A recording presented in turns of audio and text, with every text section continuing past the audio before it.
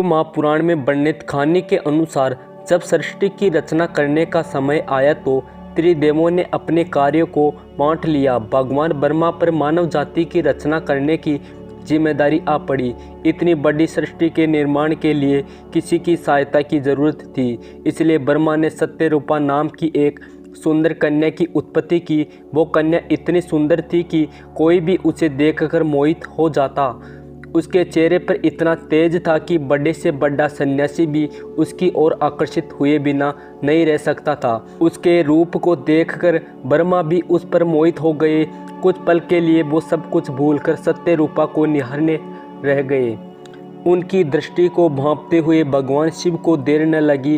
वे उन्हें समझाना चाहते थे, परंतु इससे पहले ही ब्रह्मा ने सभी के सामने सत्यरूपा से विवाह करने की इच्छा जाहिर की। उनके मुख से ऐसी अन्नपूर्ण बात सुनकर ब्रह्मा उपस्थित सभी देवगण हैरान हो गए। वहीं दूसरी ओर भगवान शिव क्रोधित हो उठे। उन्होंने ब्रह्मा को समझाने का बहुत प्रयास किया, लेकिन वे मानने को तैयार नहीं थे।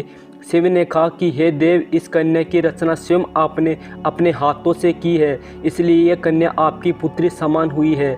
सत्यरूपा आपका अंश है। आपको अपनी पुत्री के लिए ऐसी अशोभनीय बात नहीं करनी चाहिए। ये बात सुनकर ब्रह्मा क्रोध से भर गए। उन्होंने भगवान शिव को अपशब्द कहने शुरू कर दिए। ये सुनकर शिव के क्रोध का ठिकाना नहीं रहा और उन्होंने ब्रह्मा को श्राप दे दिया।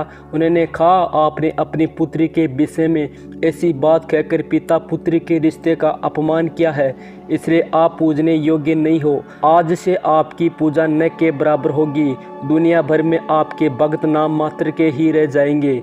शिव के मुख से ऐसे कटु वचन सुनकर ब्रह्मा ने शिव सहित सभी देवगुणों से माफ़ी मांगी, परंतु शिव के श्राप ने अपना प्रभाव दिखा दिया।